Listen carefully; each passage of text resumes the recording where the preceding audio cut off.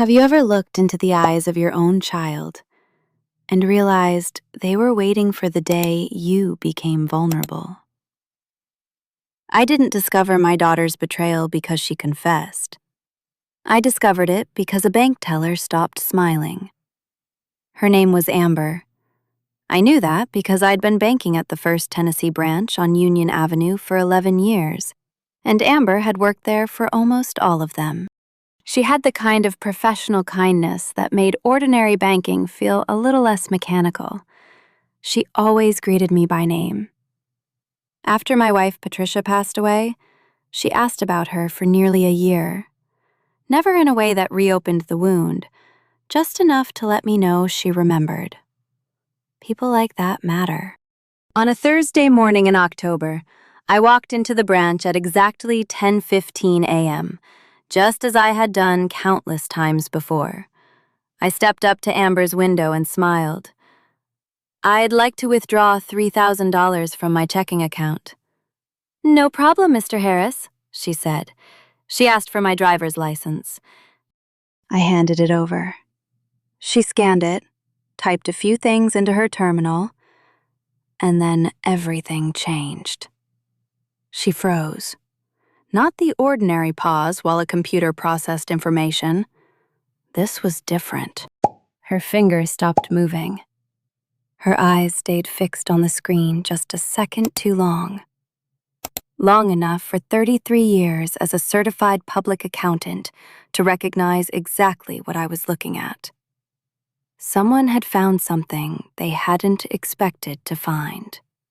She looked up at me. The smile was still there, but now it looked carefully assembled. "Mr. Harris, could you give me just one moment, please?" She reached for the phone beside her monitor, turned slightly away from me, spoke quietly enough that I couldn't hear the words. When she hung up, she looked back with the same practiced calm. "Someone will be right with you. If you wouldn't mind waiting just a moment." I frowned. "Amber, what's wrong?" "I'm going to have Mr. Goodwin come speak with you." The branch manager. "Just one moment, Mr. Harris." She used my name twice in less than 30 seconds. I've spent enough years delivering difficult financial news to clients to recognize what that meant. Repeating someone's name is something you do when you're trying to make a frightening situation feel safe. I stepped away from the counter. The lobby carried on as though nothing unusual had happened. An elderly woman counted cash at the next window. A young man argued quietly with the ATM in the vestibule. A mother bounced a stroller while waiting her turn. Ordinary Thursday morning life. Exactly 30 seconds later, a door opened behind the teller line. A man in his 40s, gray beginning to show at his temples, walked toward me wearing a navy blazer and the expression of someone who had rehearsed this conversation during the short walk from his office. He extended his hand. "Mr. Harris, I'm David Goodwin, the branch manager. Would you mind stepping into my office for a moment?" I nodded. "Of course." He led me through a hallway into a corner office overlooking Union Avenue. He closed the door behind us, motioned toward the chair opposite his desk. Then, without saying a word, he rotated one of his computer monitors so I could see it. He took a careful breath. "Mr. Harris, I'd like to show you something before I explain." He clicked his mouse. A transaction history appeared. "This morning, at 8:47 a.m., someone entered this branch and withdrew the entire available balance from your personal checking account." He let the sentence settle. The amount was $22,460. I stared at him. "I'm sorry." "What?" He continued carefully. "The withdrawal was accompanied by an authorization slip bearing what appeared to be your signature. Our fraud monitoring system flagged the transaction. I reviewed it personally. And before we go any further, I think you should see our security footage. He clicked again. The monitor switched to a crystal clear overhead camera angle. Timestamp, 8:47:23 a.m. A woman stood at Amber's teller window. Tall. Dark hair pulled back neatly. Gray wool coat. I recognized that coat immediately. Patricia had admired it at Christmas 2 years earlier. I didn't speak. I simply watched. David Goodwin didn't interrupt the silence. He understood that some moments belong entirely to the person living them. Finally, I said quietly, "That's my daughter, Constance Harris Beale." He nodded. "Yes, sir." "That's what we believed." I swallowed. "She isn't authorized on this account." "No, sir." "It's in your name only." "The authorization appears to contain a forged signature." Then he said the sentence that kept my knees from giving way. "We suspended the transaction. Our fraud protocols prevented the funds from clearing. They're frozen." Frozen. I repeated the words silently. Not gone. Frozen. I looked at my daughter's image on the screen, standing confidently at my bank, using my name, my signature, my money, believing I knew absolutely nothing about what she was doing. I looked back at David. "I appreciate how you've handled this. I need to ask one question." He nodded. "Of course." "Is the money still recoverable?" "Yes. The cash left the drawer, but it cannot legally move beyond the fraud hold. If you file a police report today, we can begin recovering everything." I nodded slowly. "I'll need copies. The authorization slip, the transaction history, and still images from the security footage. We'll have everything ready within the hour." I leaned back in my chair, stared once more at the frozen image. My daughter, at my bank, at 8:47 that morning, trying to empty what she believed was my life's savings. But there was one thing Connie didn't know. One detail that transformed this entire story. 3 weeks before she walked into that bank, I had quietly moved every dollar that actually mattered to another institution. The $22,460 she tried to steal wasn't my fortune. It was bait, exactly the amount I'd decided I could afford to lose, if losing it finally showed me the truth. Because I already knew she was coming.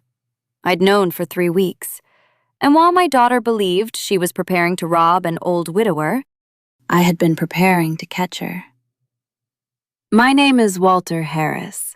I'm 67 years old. I live in Memphis, Tennessee. And the lesson that brought me into David Goodwin's office that Thursday morning cost exactly $22,460. Or at least, that's what I was willing to risk. Not because I was careless, because I was certain. My daughter made the same mistake every person eventually makes when they try to steal from an accountant. She assumed I had stopped paying attention. The truth is, I've never stopped paying attention to anything. I spent 33 years as a certified public accountant. The final 18 of those years, I owned my own practice, Harris Financial and Tax Services, on Poplar Avenue. It wasn't a flashy firm, just 2 modest offices, 3 employees, and clients who trusted me because I never treated numbers like guesses. By the time I retired in 2021, I had spent more than 3 decades helping people solve financial problems they didn't even know they had. One tax return at a time, one audit at a time, one careful record at a time. Accounting gave me something I had been searching for my entire life: certainty. Numbers don't lie, people do. That simple truth had guided every professional decision I ever made. My wife Patricia used to joke that I became an accountant because I hated uncertainty. She wasn't entirely wrong.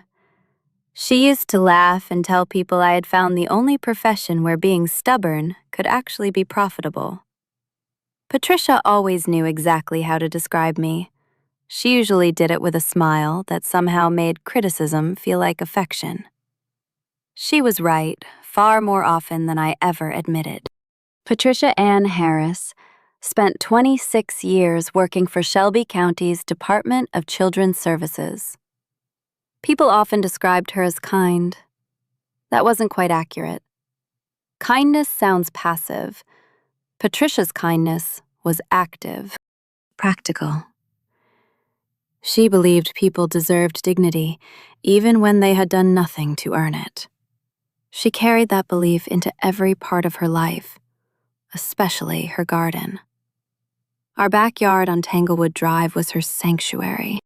Every spring, she transformed ordinary soil into something carefully planned. She kept notebooks, pages filled with planting schedules, watering patterns, soil temperatures, the exact week each flower should bloom. I used to tease her about keeping accounting records for tomatoes. She would smile and tell me plants deserved documentation too. After she died, I found those notebooks stacked neatly inside the potting shed. I remember standing there with one open in my hands for almost 20 minutes, unable to read, unable to close it, just holding something her hands had held. Patricia died in August of 2022, a heart attack. One Friday evening, she was laughing with me over dinner. By Saturday morning, she was gone. There are losses that arrive slowly enough to prepare you. This wasn't one of them. The house became impossibly quiet. The garden kept growing because gardens don't stop for grief. Everything else did. 7 weeks after Patricia's funeral, my daughter Connie asked about my estate. Not directly. Not at first. She mentioned a friend whose father had died without updating his will. She talked about probate complications. She wondered aloud whether my paperwork had been reviewed recently. Reasonable questions. Perfectly reasonable. A month later, she mentioned Brian. Her husband worked in commercial lending. He understands estate planning, she said. If you ever want someone to look things over. I thanked her, then wrote the conversation down in my work notebook. Date, time, summary. Exactly the way I had documented client meetings for 33 years. Another few weeks passed. She brought up the house. You know, Dad, Tanglewood has appreciated a lot. Have you thought about the tax implications? Again, reasonable. Again, I made a note. Then came online banking. She said she worried about me handling everything alone. Brian had helped his own parents set up electronic bill pay. She offered to configure my accounts if I would just give her my login credentials. I smiled, told her I'd been managing online banking by myself for 11 years. She insisted she only wanted to help. I thanked her. Then wrote another note. March brought something different. I returned from the grocery store one afternoon and found Connie inside my study. She immediately explained she was looking for one of Patricia's photographs. A believable explanation, except the photograph boxes were in the closet. Connie wasn't standing near the closet. She was sitting at my desk. My laptop was open. The moment I walked through the door, she closed it. Too quickly. Neither of us mentioned it. She left 20 minutes later. I waited until her car disappeared down Tanglewood Drive. Then I sat down at that same desk, opened every financial record I owned, every account, every statement, every login history. Professional habit took over. Accountants don't search randomly. We reconcile. We compare. We look for anomalies. It took less than an hour. I found the first one. Someone had logged into my checking account in February, 2:47 in the morning, from an IP address located in Germantown. The session lasted exactly 4 minutes. No money moved. Nothing changed. Whoever logged in was looking. Then I found the second anomaly. A home equity pre-qualification request, submitted online in January, using my name, my address, my house. Fortunately, I had kept my credit frozen for years. The lender couldn't continue. The application died immediately. But the inquiry remained. Permanent. Time-stamped. Documented. January. Exactly when Connie had begun asking questions about online banking. I leaned back in my chair, stared at the two reports lying side by side. One unauthorized login. One unauthorized loan inquiry. Individually, they were suspicious. Together, they formed a pattern. And patterns are what accountants are trained to recognize. For months, I had refused to give that pattern a name, because naming it meant accepting something no father wants to believe. That his own daughter wasn't trying to help him. She was studying him, preparing, waiting. That afternoon, I finally allowed myself to call it what it really was. The next morning, I called an attorney. Her name was Deborah Lyle, 58 years old, an estate litigation attorney with a modest office on Madison Avenue above a dental practice. I mention that because appearances matter less than competence. Fancy offices impress clients. Working offices solve problems. Deborah's office solved problems. A fellow CPA had referred me years earlier. His recommendation had been simple. She's thorough. And she hates surprises. So did I. I arrived Monday morning carrying 3 things.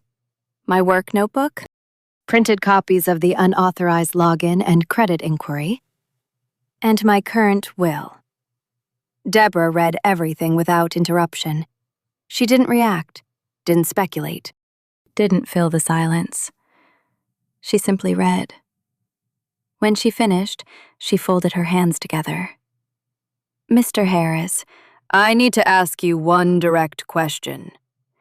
Based on your professional judgment, do you believe your daughter intends to steal from your estate? There are moments when saying something aloud makes it real. This was one of them. I believe, I answered quietly. She has already started. Deborah nodded once. The online banking access. The home equity inquiry. Those aren't isolated incidents. That's reconnaissance. She let the word hang between us. Then she asked, "And your son? James?" I smiled despite everything. James warned me. Twice. He told me to be careful. He isn't involved. I'm completely certain. She wrote something on her yellow legal pad, then looked back at me. What outcome do you want? Not revenge, not punishment. Outcome. The question mattered. I thought about Patricia, about the notebooks, about 33 years of balancing other people's lives through numbers. Finally, I answered. I want my estate to go exactly where I choose. I want Connie to know I understood what she was doing before she got far enough to destroy anything. And I want the record. Deborah tilted her head. The record? I'm an accountant. The record is all that survives. She smiled very slightly. Then, let's build one. Over the next 3 weeks, I rebuilt my financial life. Quietly, methodically. Every step documented, every signature witnessed, every transfer verified. The first thing we did was dissolve the remaining joint structures that still listed Patricia on several accounts. Then Deborah created a revocable living trust, the Walter E. Harris Family Trust. James became successor trustee. The Tanglewood Drive house was transferred into the trust immediately. Next came my savings. Every significant dollar I owned moved from First Tennessee to Regions Bank on Madison Avenue. New institution, new accounts, new credentials. Only Deborah, my accountant, and I knew. Everything else stayed exactly where it appeared to be, especially one account. My personal checking account at First Tennessee. I deliberately left it open. Balance, $22,460. Enough to look ordinary. Enough to appear believable. Enough to tempt someone who had been watching. Because by then, I no longer suspected Connie was monitoring that account. I knew she was. Closing it would warn her. Moving the money quietly wouldn't. If she logged in again, she would see exactly what I wanted her to see. A father whose finances appeared unchanged. A checking account that looked like his primary operating funds. Nothing more, nothing less. Then I made one final phone call. I contacted First Tennessee's compliance department. A woman named Ruth Langford answered. I introduced myself, explained everything. The unauthorized login, the home equity inquiry, my concerns. Then I gave her the account number. I believe, I said, someone is going to attempt a fraudulent withdrawal. I don't know exactly when, but I believe it's coming. There was a short silence. Finally, she said, Mr. Harris, in 20 years of compliance work, I've received maybe 3 calls like this. I asked, how did those situations end? She answered without hesitation. Very well. For the people who called first. I thanked her. She placed an enhanced fraud monitoring flag on the account, promised I would be contacted immediately if anything unusual occurred. 3 weeks passed. Nothing happened. Then, Thursday morning arrived. I drove to Union Avenue, walked into the bank, asked Amber for $3,000, and watched her stop smiling. Exactly as I had expected. Less than 2 hours later, I was sitting inside the East Precinct filing a police report. Officer Davidson handled the paperwork. Young, professional, careful. He copied everything. The forged authorization slip, the transaction records, the still photographs from the surveillance cameras. Then he looked up. Given the amount involved, this will be assigned to financial crimes. I expect someone will contact you next week. He was right. The following Tuesday morning, Detective Sandra Pruitt called. She asked me to bring every document I had. I brought all of it. The notebook, 14 months of dated entries, the login records, the credit reports, copies of every estate revision, a complete timeline of every financial conversation Connie and I had shared since Patricia's death. Cross-referenced, chronological, verified. Detective Pruitt spent nearly an hour reading. When she finally looked up, she asked. You prepared all of this yourself? I did. You've been documenting this since March? I have. She tapped the notebook gently. Most people don't. I smiled. I wasn't most people. I was an accountant. She continued reading. The February login. The January loan inquiry. The March laptop incident. The October withdrawal. Every event connected. Every date supported. Every conclusion earned. Finally, she closed the notebook. Mr. Harris, you've already built most of my case. I nodded. That was the idea. Then she asked the question I had expected. If you suspected something in March, why didn't you report it then? I had considered that question for months. The answer came easily. In March, I had an anomaly. One suspicious login. One credit inquiry. Suspicion isn't evidence. I needed certainty. She studied me for a second, then slowly nodded. And now? Now I have certainty. So do you. Detective Pruitt looked at me for a long moment. Then she closed the file. We're opening the investigation today. I'll contact you within the week.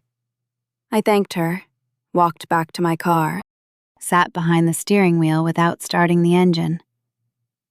For the first time since Patricia died, I allowed myself to feel tired. Not defeated, just tired. There is a difference. After a few minutes, I reached for my phone. I called James. He answered on the second ring.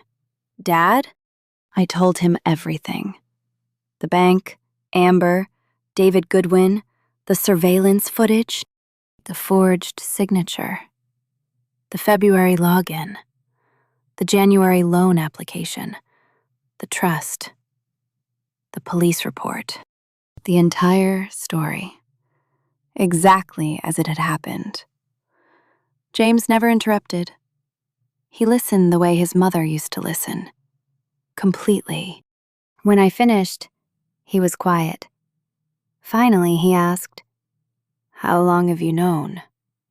I suspected it in March. I became certain 3 weeks ago. Another silence. Then he asked the question that mattered most. Are you okay? Not, how much money? Not, what happens to Connie? Just, are you okay? I smiled. As okay as clarity allows. He exhaled slowly. Do you want me to drive down? Not yet. There'll be a time. I'll tell you when. He accepted that immediately. Then he laughed softly. You know. Mom would have figured this out a year earlier. I laughed too. She always understood people faster than I did. I understood spreadsheets. She understood hearts. James said, You still figured it out. I did. When we hung up, I drove home. The house felt unusually quiet. I walked through the kitchen, past Patricia's chair, out to the backyard. Her garden had begun settling into autumn. The structure remained. The intention was fading. Plants were growing where they wished, instead of where Patricia had planned. I stood there for a while, then walked to the potting shed. The notebooks were still exactly where I'd left them.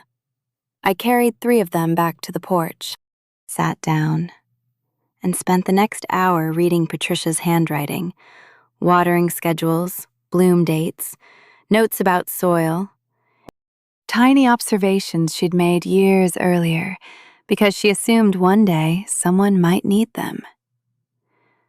I realized something while reading those pages. Patricia hadn't planted a garden only for herself. She planted it for whoever came afterward. She expected someone else would eventually stand exactly where I was standing, trying to understand what she'd built. That thought stayed with me. The investigation lasted 11 weeks. During that time, Detective Pruitt called 3 separate times requesting additional records. Each time, I already had them organized. One afternoon, she introduced me to Assistant District Attorney Robert Carver. He reviewed my documentation personally, methodical, patient, the kind of prosecutor accountants appreciate. He didn't ask dramatic questions. He asked precise ones. The evidence slowly assembled itself. Digital forensics confirms someone had accessed my online banking credentials from my study during Connie's visit in March. The session logs matched. The IP records matched. The January home equity inquiry matched. Everything fit. Then investigators obtained a search warrant for Connie's phone. That changed everything. Inside her notes application, they found a running ledger. Not unlike the notebooks Patricia kept for her garden, except this notebook tracked something very different. My money. Every few weeks, Connie recorded my checking account balance. Date, amount, comments. 7 months of observations. The final entry was time-stamped 7:58 a.m., the morning she entered First Tennessee. It read, balance this morning, $22,460. Moving today. 49 minutes later, the surveillance camera recorded her standing in front of Amber's window. She hadn't acted impulsively. She'd been planning for months, watching, waiting, studying. She believed Thursday morning was perfect. She assumed I would still be home drinking coffee. She assumed no one was watching. She assumed the account contained everything I owned. Every assumption was wrong. Because while Connie spent 8 months monitoring one account, I'd spent 3 weeks rebuilding my entire financial life somewhere she couldn't see. She watched the wrong numbers. She prepared for the wrong account. She walked into the wrong trap. Detective Pruitt later told me something that stayed with me. Most financial criminals fail for the same reason. They eventually believe they're smarter than the person they're stealing from. Connie wasn't careless. She was confident. Confidence is usually where evidence begins. The investigation eventually reached Brian. His phone contained messages discussing my finances. He immediately hired his own attorney, separate from Connie's. His statement described his involvement as general awareness. Detective Pruitt repeated that phrase to me without expression, then quietly added, "I've heard general awareness before." I understood exactly what she meant. By January, 4 more charges were filed: theft of property, forgery, criminal simulation. The evidence spoke for itself. The surveillance footage, the forged authorization, the digital login history, the IP records, the notes application. 14 months of my own documentation. Every piece supported every other piece. Connie entered a plea of not guilty. The trial was scheduled for spring. During those months, we didn't speak. She never called. I never reached out. There was nothing left to discuss. The truth no longer belonged to either of us. It belonged to the evidence. Spring arrived quietly. So did the end of the case. In April, Connie changed her plea. Guilty. There would be no trial. No dramatic courtroom confrontation. No emotional speeches. Just a negotiated resolution built entirely on facts that could not be argued away. The agreement required full restitution, 5 years of supervised probation, a permanent felony record. Robert Carver called me personally after the hearing. "Mr. Harris," he said, "this is the strongest outcome we could reasonably obtain." I thanked him, not because I felt victorious, because he had done his job carefully. That was all I had ever wanted anyone involved in this process to do. The restitution payment arrived in June. I deposited it into the Regions Bank trust account, not because I needed the money, but because the record needed to be complete. Old habits never disappear. I opened my work notebook, recorded the deposit, wrote the date beside it. Then I closed the notebook. For the first time in more than a year, there was nothing left to document. James drove down from Nashville the following weekend. We spent Saturday afternoon in the backyard. The garden looked different now, healthier. Not because I had suddenly become Patricia, no one could, but because I had finally learned to follow her notes instead of guessing. Along the south fence was one plant I had never been able to identify. James smiled the moment he saw it. "Mom planted that for the birds." "The birds?" He nodded. "She told me once. They only come through Memphis in October. Those seeds are exactly what they're looking for." I laughed. "I've been watering it too much." He grinned. "I thought you probably were." We walked back to the potting shed and found the notebook together. Halfway down one page, Patricia had written a single sentence. "Less water than you'd think." That was Patricia. Precise. Even in the margins. Later that afternoon, James and I finally talked about Connie. Not for long, maybe 15 minutes. Long enough to acknowledge what had happened. Not long enough to let it define the day. "I've tried to understand it," James admitted. "How someone gets that far." I looked out across the garden. I think most financial fraud starts the same way. The person convinces themselves their target isn't paying attention. They repeat that story often enough until they believe it. James smiled. "She should have known you better." I shook my head. "No. She knew the version of me she remembered. She never updated the information." He laughed. "That is the most accountant sentence you've ever spoken." It's the only language I've really mastered. The garden continues to improve. Not perfectly, just honestly. Every season, I learn another lesson Patricia had already written down years before. Every October, the birds arrive exactly when she said they would. They land along the south fence, eat the seeds she'd planned for them, then disappear again until the following year. Sometimes I watch them through the kitchen window with a cup of coffee in my hands, and I realize Patricia built that moment long before I ever experienced it. She planted for the future, not just for herself, for whoever remained. In my own way, I did the same thing. I didn't build a trap for my daughter. I built protection for the future. The trust, the documentation, the careful records. None of them existed because I wanted to catch someone. They existed because I understood something my profession had taught me over 33 years. Evidence protects the innocent long after good intentions stop being enough. People often ask whether I regret documenting everything instead of confronting Connie earlier. The answer surprises them. No, because confrontation creates arguments. Documentation creates truth.